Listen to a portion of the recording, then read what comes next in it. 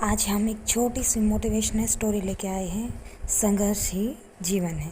तो आज हम इस स्टोरी को पढ़ेंगे, सुनेंगे और इसके ऊपर विचार जरूर करेंगे। जो मुस्कुरा रहा है उसे दर्द ने पाला होगा, जो चल रहा है उसके पाँव में छाला होगा। बिना संघर्ष के इंसान चमक नहीं सकता, जो जलेगा उसी दिए में उजाला होगा। संघर्ष क्यों बचे संघर्ष से? संघर्ष ही तो जीवन की आत्मा है। जितना कठिन संघर्ष होगा उतनी ही शानदार जीत होगी। तो बच्चों, एक बार एक किसान भगवान से बहुत ही नाराज हो गया। किसान बहुत मेहनती था। बहुत मेहनत से वह खेतों में अनाज उगाता, उसकी देखभाल करता, पर अक्सर उसकी फसल खराब हो जाती। कभी सूखा पड़ जाता, कभी बाढ़ आ जाती, कभी तेज धूप, कभी आंधी, कोई न कोई कारण बन ही जाता कि उसकी फसल खराब हो ही जाती। एक दिन वह किसान गुस्से में आसमान की ओर देखकर भगवान से कहा, हे ईश्वर, आपको लोग सर्वज्ञाता मानते हैं कि आप सब जानते हैं, कहते हैं कि आपकी इच्छा के बिना एक पत्ता नहीं हिलता, पर मुझे तो लगता है कि आप छोटी से छोटी बात भी नहीं जानते। आपको तो ये भी नहीं पता कि खेती बाड़ी कैसे करते हैं। आपको तो ये भी नहीं पता कि खेती बाड़ी कैसे करते हैं। अगर आप जानते होते तो हर समय जो बाढ़, आंधी और तूफान आते हैं वो कभी नहीं आते। आप नहीं जानते कि कितना नुकसान उठाना पड़ता है हम किसानों को।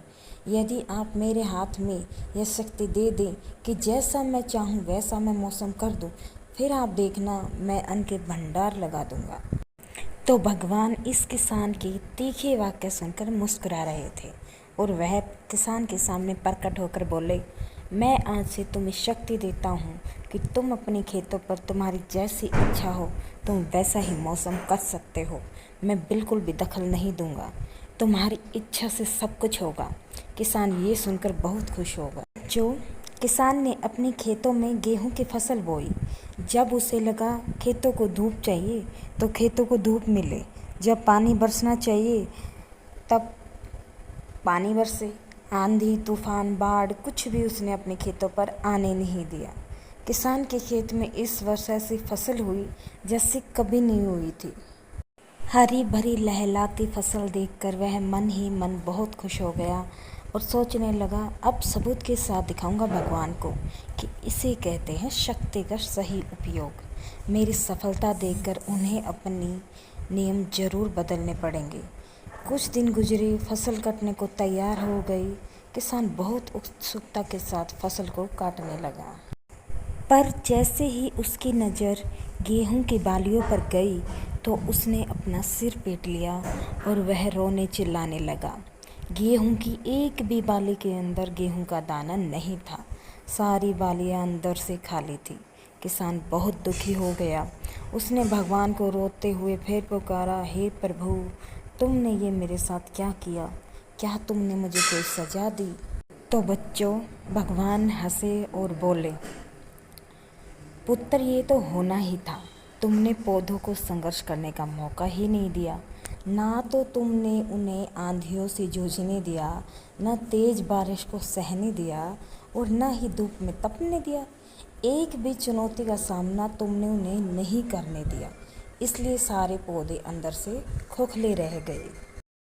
जब आंधी, तूफान, तेज बारिश और धूप पड़ती है तभी ये पौधा अपने अस्तित्व को बचाने के लिए संघर्ष करता है और इसी संघर्ष से एक बल पैदा होता है जिसमें शक्ति होती है, ऊर्जा होती है। और यही ऊर्जा पोती तेरे गेहूं के दानों की तरह जो नहीं फूटी, तूने उन्हें कठिन परिस्थितियों से गुजरने ही नहीं दिया। जहाँ उनके अस्तित्व का जन्म होता, सारे बालियाँ इसलिए खाली हैं, इसमें एक भी गेहूं का दाना इसलिए नहीं है क्योंकि तुमने अपने पौधों को संघर्ष कराया ही नहीं।